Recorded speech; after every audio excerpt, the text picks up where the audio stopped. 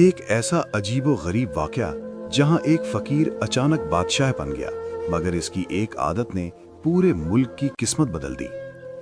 کسی زمانے میں ایک ملک تھا جس کا بادشاہ بے اولاد ہی مر گیا۔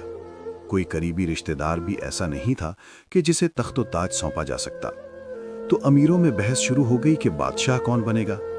ہوتے ہوتے یہ طے پایا کہ کل صبح جو شخص سب سے پہلے شہر کے دروازے سے داخل ہوگا اسے بادشاہ بنا دیا جائے گا۔ اگلی صبح کا سورج طلوع ہوا تو سب کی نگاہیں داخلی دروازے پر ٹکی تھیں۔ اچانک ایک ہیولا سا دروازے میں سے اندر داخل ہوا۔ ہر جانب مبارک سلامت کا شور اٹھا۔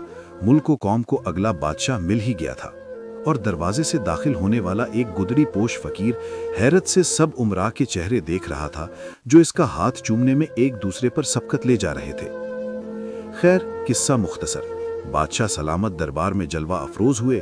ایک وزیر نے آگے بڑھ کر عوام کے دیگر گوں حالات کا رونا شروع کیا اور رقت آمیز لہجے میں شاہی ٹیکس کم کرنے کی درخواست کی۔ بادشاہ سلامت نے پوری توجہ سے بات سنی اور سن کر مراقبے میں چلے گئے۔ کچھ دیر بعد سر اٹھایا اور حکم جاری کیا، حلوہ پکاؤ۔ شاہی فرمان تھا، سرتابی کی مجال کسے تھی۔ داروغہ مطبخ دوڑا گیا اور شاندار حلوہ تیار کروا کے لے آیا۔ بادشاہ سلامت نے نہایت اطمینان سے حلوے کی رکابی صاف کی اور اگلی فریاد پیش کرنے کا کہا۔ فریاد سنی، لیکن شاید کچھ فیصلہ کرنے کو ابھی مزید حلوہ درکار تھا، اس لیے پھر ایک بار وہی فرمان جاری ہوا، حلوہ پکاؤ۔ الغرض فریاد پہ فریاد پیش ہوتی رہی اور بادشاہ سلامت حلوے کی رکابی پہ رکابی صاف کرتے رہے۔ اچانک قلعہ دار دوڑا آیا اور پھولی ہوئی سانس میں بولا کہ بادشاہ کے مرنے کی خبر سن کر پڑوسی حکمران نے یلغار کر دی ہے اور اس کی فوج فصیل کے باہر پہنچ چکی ہے۔ بادشاہ سلامت کا کیا حکم ہے؟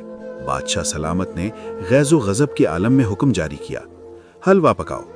حلوہ کھا ہی رہے تھے کہ قلعہ دار پھر دوڑا آیا اور بولا کہ حضور والی، دشمن کی فوج فصیل توڑ کر اندر داخل ہو چکی ہے۔ بادشاہ سلامت کا چہرہ غصے سے سرخ ہوا۔ ان کی یہ مجال، اور حلوہ پکاؤ۔ مزید حلوہ پیش کیا گیا۔ کچھ دیر کے بعد قلعہ دار پھر سے نمودار ہوا اور بولا، حضور کچھ کیجئے، دشمن کی فوج محل کے باہر پہنچ چکی ہے۔ اس بار بادشاہ سلامت کچھ فکر مند ہوئے اور بولے، اچھا۔ پھر کچھ سوچ کر اٹھے اور بولے، اچھا بھائیو، فقیر نے تو حلوہ کھانا تھا، وہ خوب سیر ہو کر کھا لیا۔ اب دشمن آ گیا ہے، تم جانو اور تمہارا ملک جانے۔ بابا تو یہ چلا۔ اتنا کہہ کر بادشاہ سلامت نے اپنی گدڑی پہنی، کشکول ہاتھ میں تھاما اور حق اللہ کی صدا بلند کر کے چل دیے۔ اس کہانی سے حاصل ہونے والی نصیحت نہایت واضح اور سبق آموز ہے۔ نمبر 1، نااہل شخص کو ذمہ داری دینا خطرناک ہے۔ جس انسان میں سمجھ اور صلاحیت نہ ہو اسے بڑا عہدہ دینا پوری قوم کے لیے نقصان دہ ثابت ہوتا ہے۔ نمبر 2، قیادت امانت ہے، کھیل نہیں۔ بادشاہت یا لیڈرشپ کوئی مذاق نہیں کہ جسے چاہا دے دی جائے، بلکہ یہ ایک بڑی امانت ہے جس کا حق ادا کرنا ضروری ہے۔ نمبر 3، وقت پر صحیح فیصلہ نہ کرنا تباہی لاتا ہے۔ جب حالات سنگین ہوں تو سنجیدگی اور حکمت سے کام لینا چاہیے، نہ کہ غفلت میں پڑ جانا۔ نمبر 4، اپنی خواہشات میں کھو جانا نقصان دہ ہے۔ صرف اپنی آرام و لذت میں مشغول رہنا انسان کو بڑی ذمہ داریوں سے غافل کر دیتا ہے۔ نمبر 5، مشکل وقت میں میدان چھوڑنا بزدلی ہے۔ اصل بہادر وہ ہوتا ہے جو مشکل حالات میں ڈٹ کر مقابلہ کرے، نہ کہ بھاگ جائے۔